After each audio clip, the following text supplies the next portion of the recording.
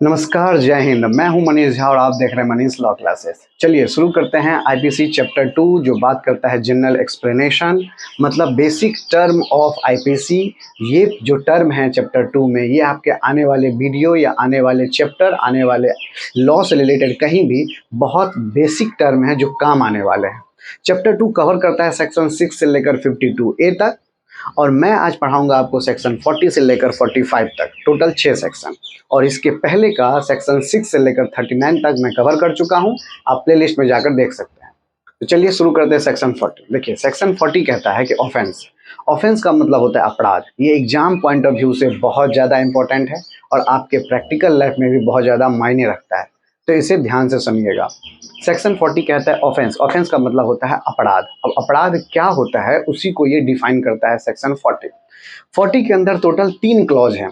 अभी क्या है, देखिए पहला क्लॉज कहता है कि कोई भी ऐसा कार्य, offence means things made punishable by the IPC except clause 2 and 3।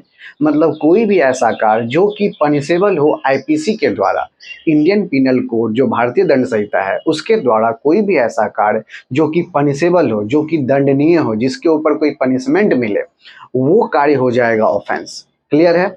अब इसी में साथ कहता है कि दूसरे और तीसरे क्लॉज को छोड़ के, एक्सेप्ट क्लॉज 2 and 3। तो 2 और 3 में ऐसा क्या बात है जिसे ये बोलता है कि 2 और 3 को छोड़ के? तो चलिए समझते हैं।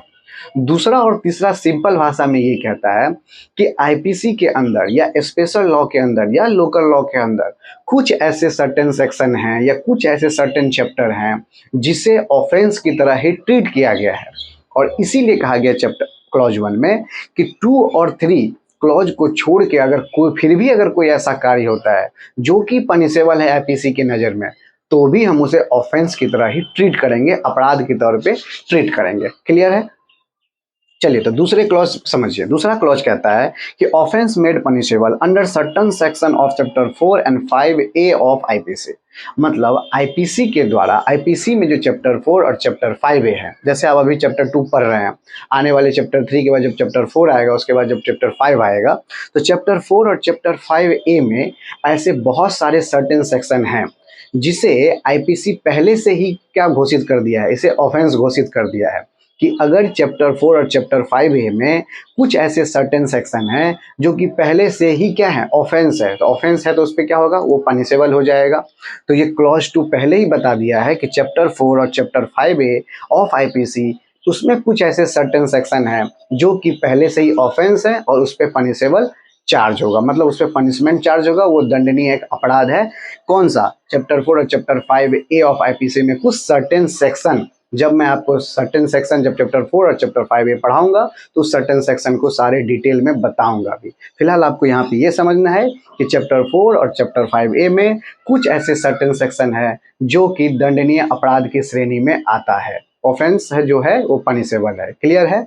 साथ ही साथ यहाँ पे as well as special law और लोकल लॉ के बारे में भी बात किया गया है कि स्पेशल लॉ के अंदर भी अगर कुछ ऐसा कार्य होता है जिसके ऊपर अगर पनिशेबल है, जो कि दंडनीय है, तो वो भी अपराध की श्रेणी में आएगा, वो भी ऑफेंस माना जाएगा, चाहे वो स्पेशल लॉ में हो या लोकल लॉ में हो। अब समझिए स्पेशल लॉ। स्पेशल लॉ कहते हैं किसी विशेष कानून को, जैसे रेलवे एक्ट। आप जब ट्रेन में चढ़ते होंगे तो देखिएगा आपका ट्रेन के ऊपर लिखा रहता है गेट के सामने में कि ट्रेवलिंग ऑन द रूफटॉप और travelling on the engine of train is of offense and punishable under section 156 of railway act 1989।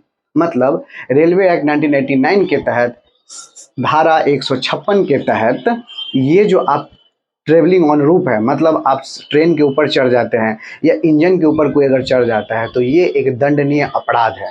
दंडनीय अपराध मतलब इसके ऊपर दंड मिल सकता है, पनिशमेंट मिल सकता है। तो ये डिफाइन करता है कौन?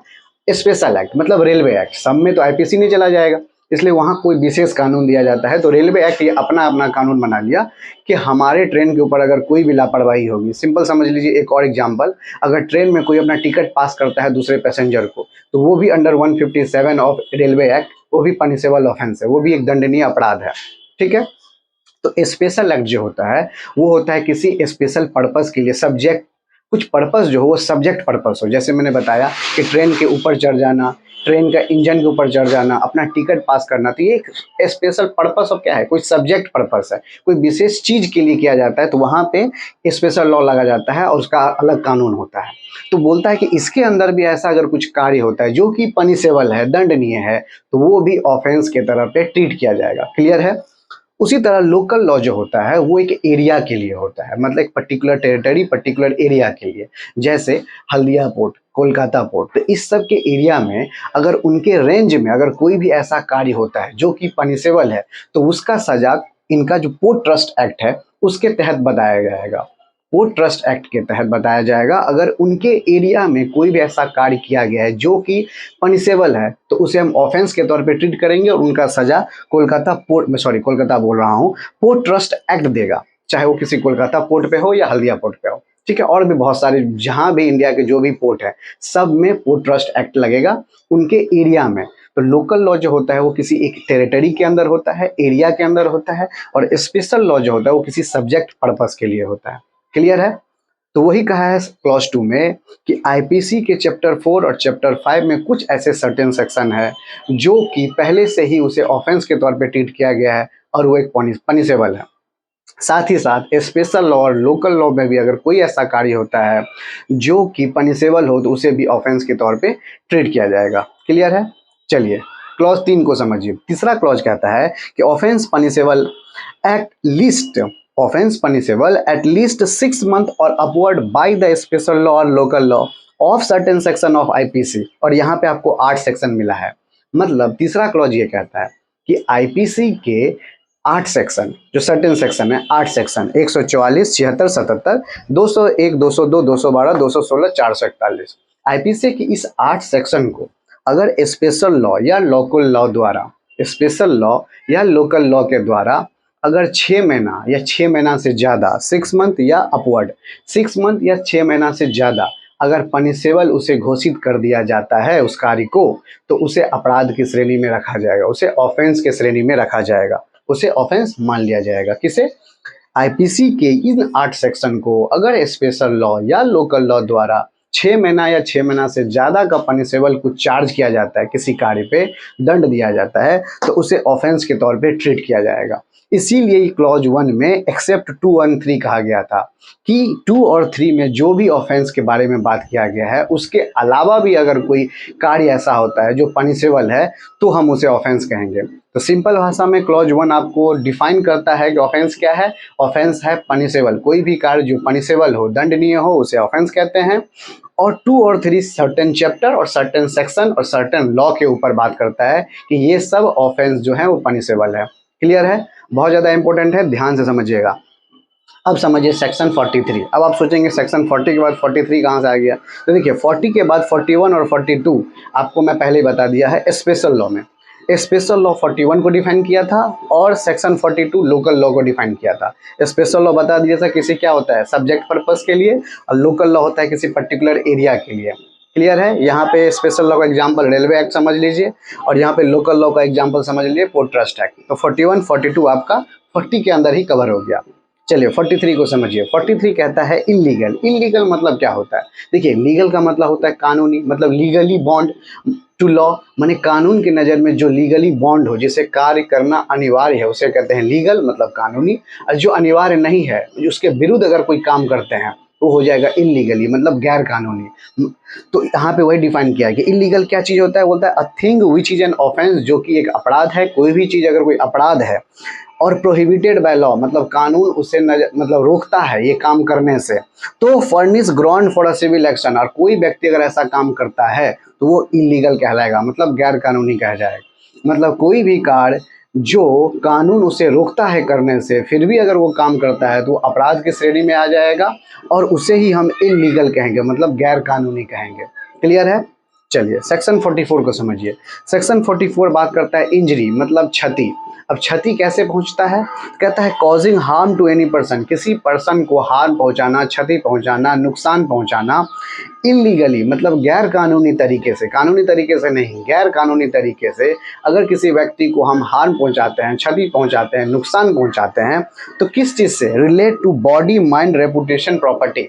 चाहे वो बॉडी माने शरीर का क्षति हो या माइंड का क्षति हो। माइंड मतलब ये नहीं कि सर पे चोट है, माइंड मतलब कोई ऐसा कार्य करना जिससे उसे दिमाग पे असर पड़े कि ये क्या हो गया मेरे साथ। तो बॉडी हो या माइंड हो या रेपुटेशन हो, उसके सेल्फ रिस्पेक्ट पे, इसीलिए इसके अगेंस्ट में डिफार्मेशन का केस बहुत आता है, मतलब मानहानि का दावा।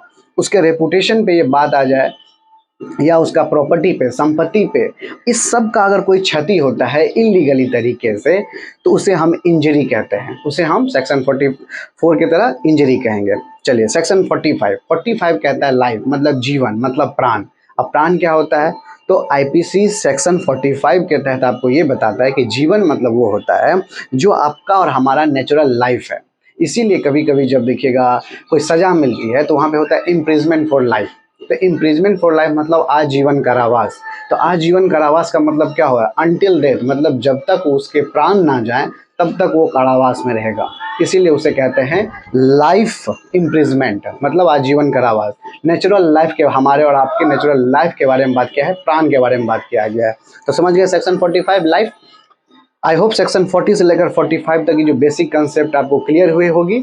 40 बहुत ज़्यादा इंपॉर्टेंट है, इसे बार बार रिपीट मोड में देखिएगा, और इसके आने वाले 45 से जो आने वाले अपकमिंग सेक्शन है वो भी एक नेक्स्ट वीडियो में कवर कर दूंगा।